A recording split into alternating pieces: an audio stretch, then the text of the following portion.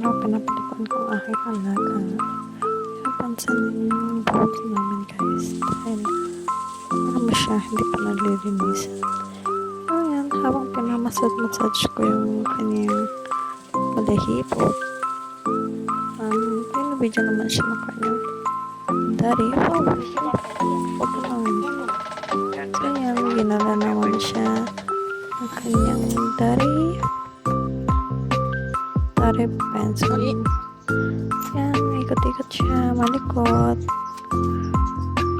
Yan, umipa nga.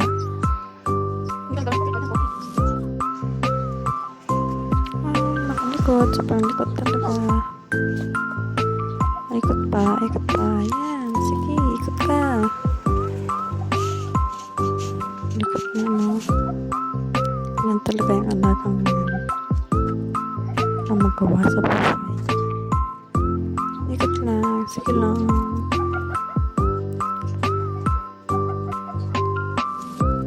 And guys, ikot pa. Umikat pa rin siya. Hindi pa rin siya nahilo guys. Yan, habang nakalayo na siya. May gusto mo lang.